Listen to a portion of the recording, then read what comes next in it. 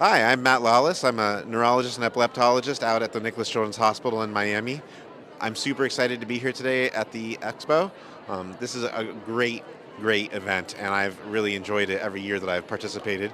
I've been able to participate in years past when I was previously at a different hospital, and now that I'm across country, getting to come out and participate and see all these families, all these people who are all here to learn about epilepsy is amazing and wonderful. And we hope that we're able to continue doing so every year and able to help people find new mechanisms of treating their epilepsy and living their life seizure free. Hi, I'm Kristen Park, an epilepsy doctor at the Children's Hospital of Colorado, and this is my fourth year participating in the Epilepsy Expo, and it's my pleasure to be invited every year. We're excited to be here at Epilepsy Awareness Day. It's an amazing event.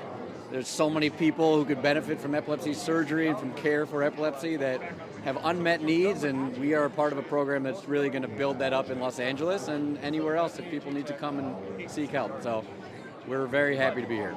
I am here at Epilepsy Awareness Day at Disneyland to increase awareness for epilepsy, and my goal is to have all children seizure-free and living happy lives. I'm Jason Lerner, a pediatric epileptologist. I've been at UCLA for 16 years and joined Biohaven Pharmaceuticals. And I just want to thank Brad and Candy and everybody here. It's an amazing event as always. Hi, I'm Dr. John Stern. I'm an adult epileptologist at UCLA. And congratulations to everyone involved in organizing this amazing meeting.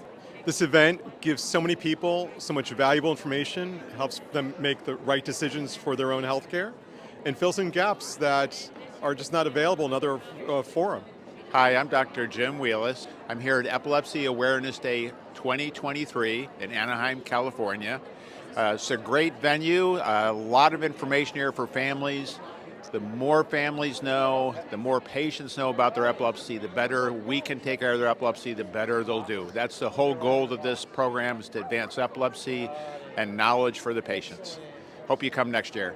Hi, I'm Dr. James Park. I'm an epileptologist at Hoag Hospital in Newport Beach and Irvine, California. Having a awareness day like this, where patients and families can gather and just get more information, I think is great. Brad and Candy have done an amazing job, really kind of setting this up, and each year it's getting bigger and bigger. So yeah, it's awesome. My name is Ann Hislop, and I am a pediatric epileptologist at Stanford Children's Health.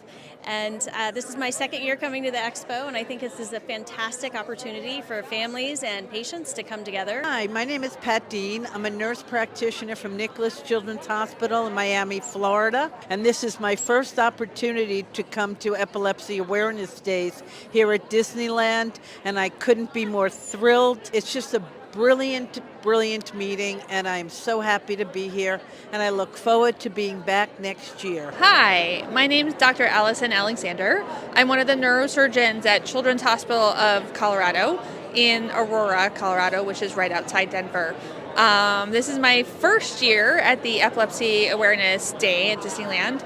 So I'm really delighted to be here, and thank you for having me.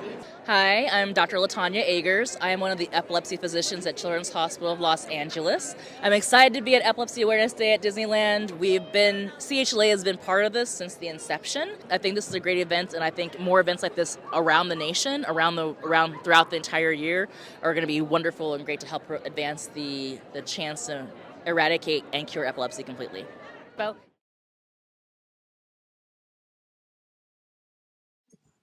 Thank you guys for listening and for having me up here. My name is Naum Chaperon. I'm an anesthesiologist, vice chair, full professor type. My wife is a physician assistant to medical provider family. And I'm here to tell you a story about my son, Mark.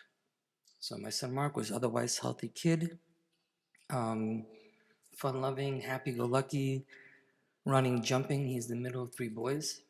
We had 4 boys in 3 years, and things were,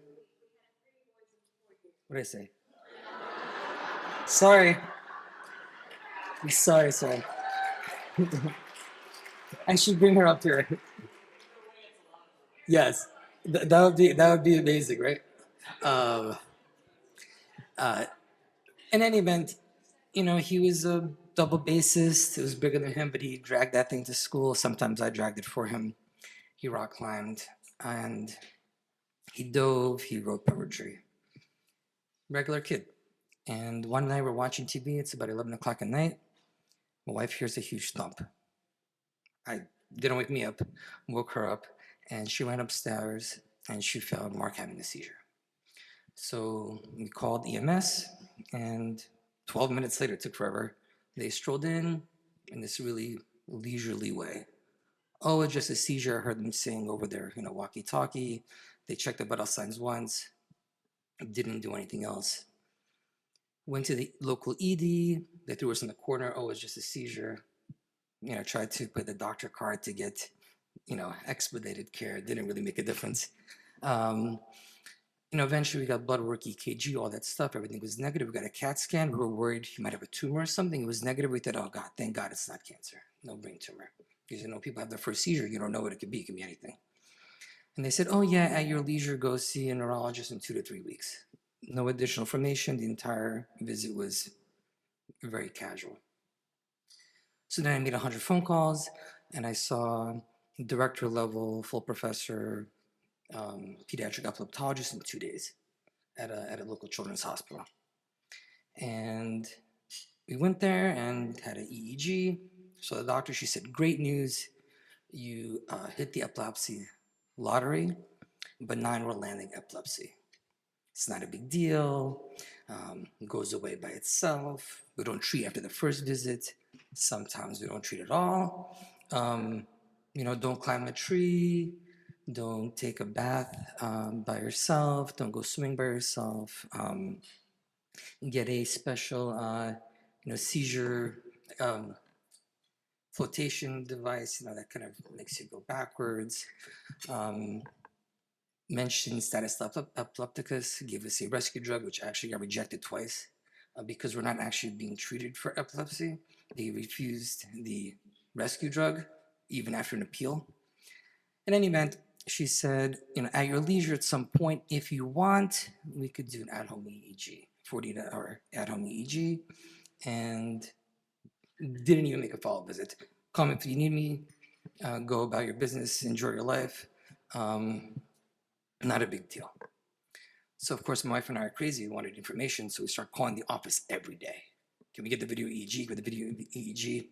10 days later, it got approved, and the entire time we were sleeping with Mark, sort of side to side on the couch. And after he recovered, he was back to business, going back to his activities, diving, rock climbing, whatever. And then the day for the 48-hour EEG came. He comes home with all the wires and everything, and the computer and all that stuff. And my wife says, I want to sleep with Mark. And I said, well, the doctor said for the test, you want to have typical conditions. Try to replicate the usual nighttime routine as much as possible. Go to sleep at the usual time in the usual location to get a typical night's sleep. So we have the most accurate information. And I'm thinking, I want a good diagnostic test. So put him to sleep. The doctor had said, you don't need any monitoring at all, but if you want to get a monitor, get a baby monitor. Seizure detection devices are expensive. They're not proven to be, any better than other monitors, and they have false positives. You don't need that. If you want to get anything at all, get a baby monitor.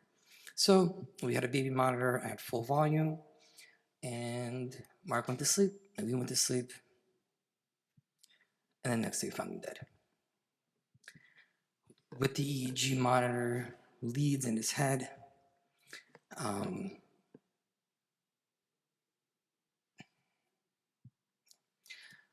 police came, child detective came, DA came, I don't even know who else came, a lot of people came. Couldn't see our kid for hours while they did some sort of investigation to make sure we didn't do anything. Spoke with the doctor, she goes, oh, suit up. What's that? Didn't talk to her for a little while after that. did my own SUDEP research. Actually, the first thing I did was I live very close to Columbia University's medical bookstore, so I drove there, took out the books that I used, like the 2025 edition, not the 2020 edition when I was a student. Or sorry, 20,000 edition. Same book, no mention of SUDEP in any of them. As if it didn't exist, a strange secret in medicine. Anyway, eventually I came to meet with a doctor with my video EEG, EKG, EEG in tow, and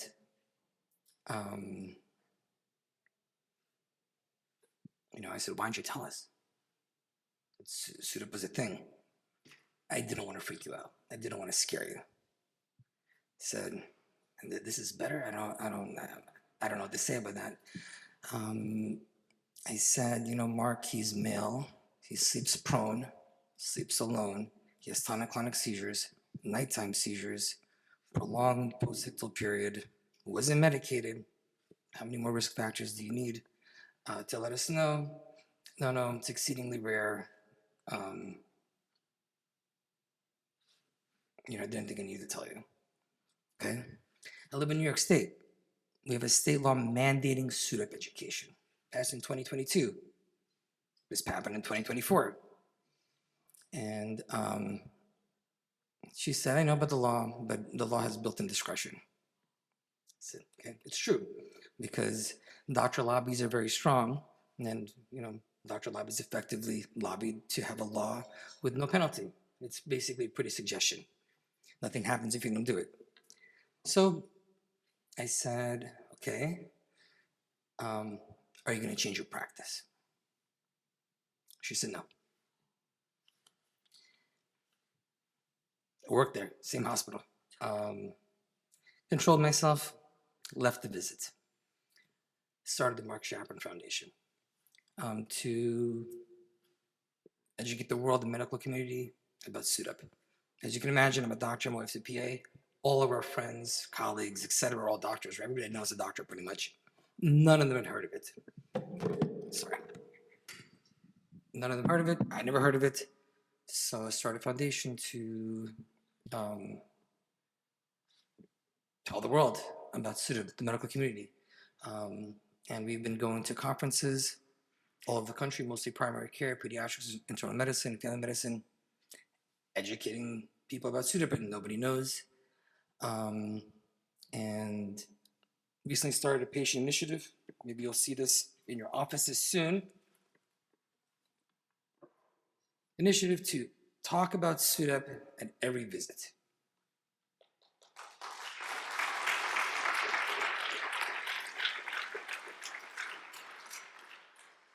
We handed out about 500 pins today, encouraging patients to wear this to their visit to encourage their neurologist to talk about it at every visit. Not sometimes, not with people they think are high risk, everybody. Because it can't happen to anybody.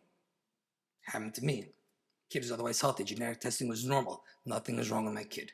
All he had was a tonic-clonic seizure with parents that didn't have education. By the way, I'm an anesthesiologist, as I mentioned. We have a pool, have ET tubes, laryngoscope blades, and with bang mouse. I can run a code in my house. My wife's a physician assistant. Didn't know we needed to run a code. All the doctor told me was go live your life, it's fine. Not a big deal. It's just BRE, it'll go away, don't worry. It happened after any seizure to anybody. And every patient needs to know that seizures are dangerous. Any seizure can be a life-threatening event. No seizure is okay. Patients need to know that epilepsy is a unique condition. You need 100% compliance with your medications. You skip one dose, you could have a seizure, you could die. I can't think of any other medical condition where skipping one dose can be a lethal event. Really, maybe you guys can, I cannot. Patients need to know that you need to have some kind of monitor, a real monitor, not a baby monitor, that can detect a seizure, and also that can detect vital sign changes. Even if the seizure is missed, my kid went directly into asystole for a minute in the middle of the seizure. Seizure only took 10 seconds long before that happened. Recovered. Went back to sinus rhythm after a minute. Did not recover from the respiratory depression. Took him 30 minutes to die. People, after the seizure, we're taught put the patient on your side. But if you're in asystole or you're not breathing, it's not good enough. People need to do some sort of vital sign monitoring, digital vital sign monitoring. And pulse ox costs $3.99 on Amazon. Anybody could get a pulse ox, throw it on their finger, make sure they're okay. If they're okay, nothing more to do. If not, caregivers need to have CPR training. You have to tell the caregivers, hey, somebody in the house has to have CPR training because you never know. You never know what can happen. If you're really high risk, probably have at-home oxygen, maybe even an amber bag, only if they have CPR training. I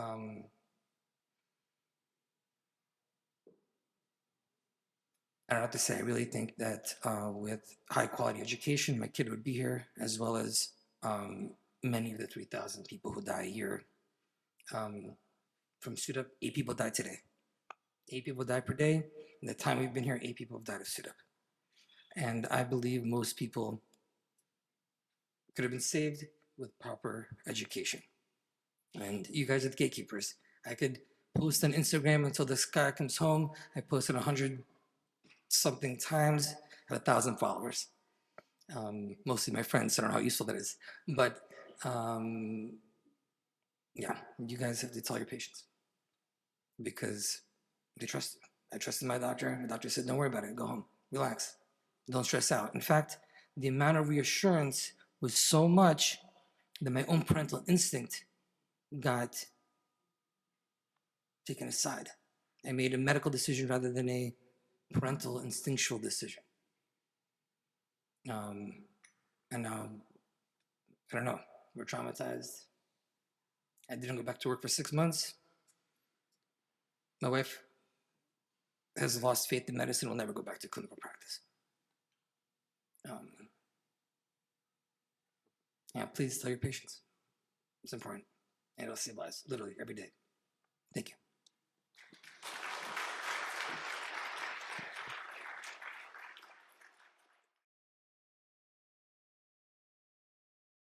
For us, for a good day would be when she wakes up happy and has had a good night's sleep, and we are able to get her right on the bus and do our morning routine without any meltdowns, without complaints of a tummy ache, without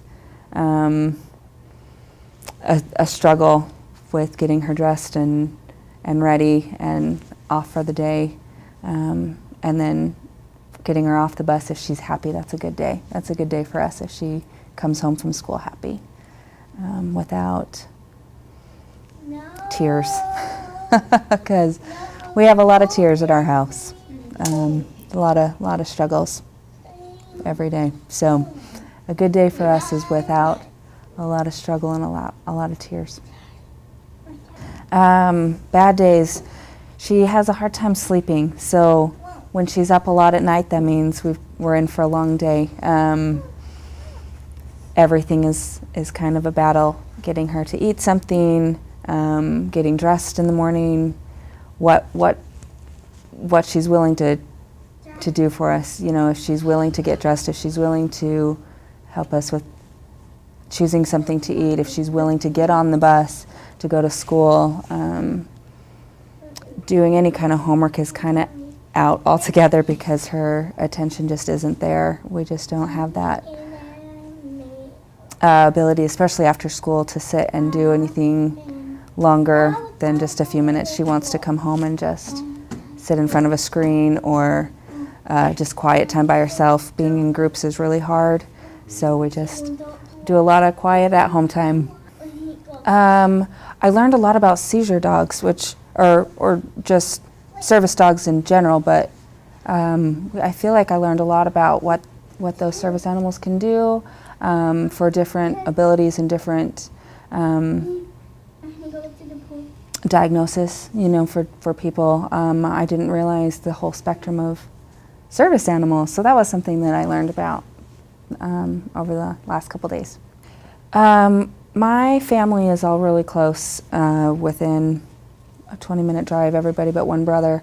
So I feel like we've got my family as a support system there. My parents are great with my kids, with Andrea especially, with being able to care for her if we need a second set of hands. They are always willing to help. So we do have that support.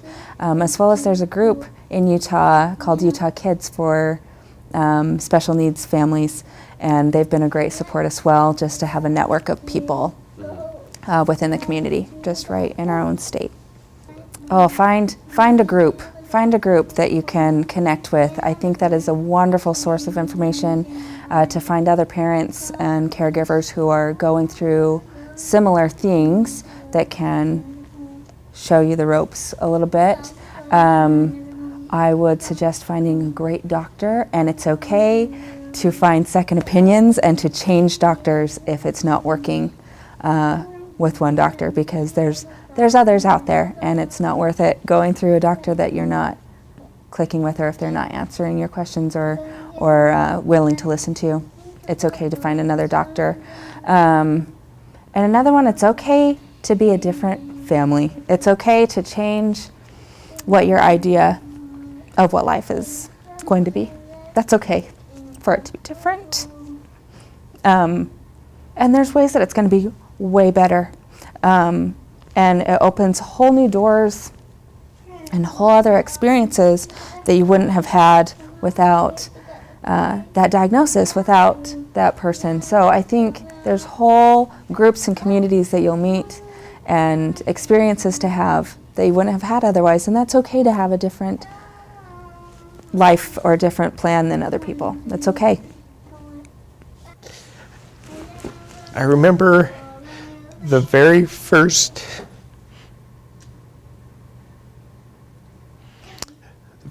day that she was born. Just briefly, she was a little bit dehydrated, so they had to take her into the NICU. And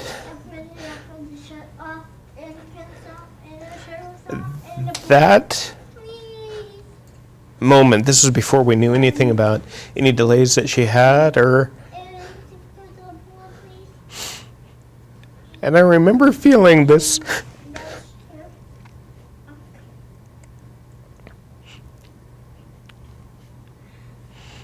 just overwhelming desire to protect her and to keep her safe.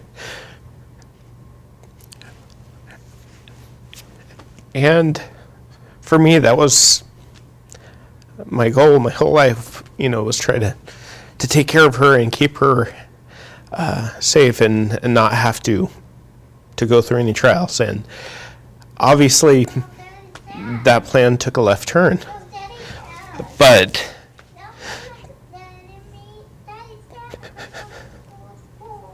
she has taught me how to be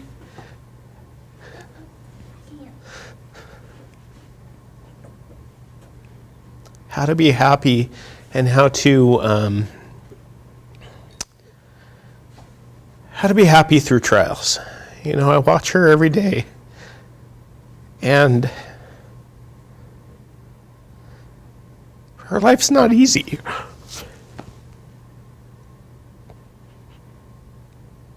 But, you see her and she smiles and she laughs and she plays and, she's happy with just the little things and, just the normal everyday activities. And, a lot of times you think a kid with special needs, they're not going to be able to enjoy normal things. Special needs, epilepsy, whatever it is, that they're not going to be able to enjoy everyday things. And she teaches me just to enjoy the small things, the little things, the everyday activities, just to have fun with them and just enjoy it. It's been great because with her and with these different developments, we've been able to celebrate the little tiny milestones, the little ones that maybe most parents just take for granted, like being able to walk upstairs or being able to sleep through the night, or the first time that she was dry through the night and wasn't potty trained, or when she was getting potty trained. Those kind of things were amazing for us because they didn't happen at 2 years old. They happened at 8 or 9 years old, and it was but it's given us so much time to rejoice and to be happy with the progress and not be so concerned with all of the we don't worry about grades so much. We don't worry about is she going to be able to get a job or that sort of thing. We worry about, is she going to be able to keep walking until she's grown up? And, it's hard, but it teaches us to be happy even though it's hard, and to be happy with the little things, the small milestones. Come here. Hey, you. I love you.